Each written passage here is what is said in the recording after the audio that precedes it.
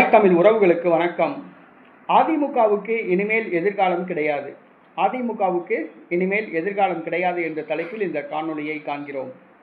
அதிமுக 77ஆம் ஆண்டு ஆரம்பிக்கப்பட்டது.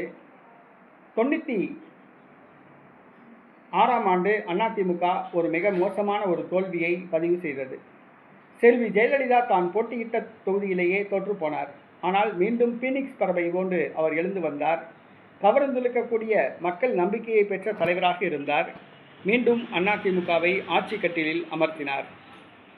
தற்பொழுது செல்வி ஜெயலலிதா மறைவுக்கு பிறகு அதிமுக எந்த தேர்தலிலும் வெற்றி பெறவில்லை. படுதோல்வியை சந்தித்து வருகிறது. தொடர்ந்து 11வது தோல்வியை சந்தித்துள்ளது. அதிமுகவுக்கு எம்ஜிஆர், ஜெயலலிதா போன்ற வசீகரமான தலைவர்கள் இல்லை. மேலும் ஆளுமை மிக்க தலைவர்கள் இல்லை. இது அதிமுகவுக்கு ஒரு மைனஸ் பாயிண்டாக உள்ளது. செல்வி ஜெயலலிதா மறைவுக்கு பிறகு நடிகர் விஜய் விஸ்வரூபம் எடுத்துள்ளார். அதிமுக வாக்குகளை எல்லாம் அவர் அறுவடை செய்துவிட்டார். தற்பொழுது அதிமுக தேர்தல் களத்தில் 3வது இடத்துக்கு தள்ளப்பட்டுள்ளது. அடுத்த முறை அதிமுகவை நம்பி பாஜக மற்றும் வேறு எந்த கட்சிகளும் கூட்டணி அமைக்குமா என்பது கேள்விக்குறி.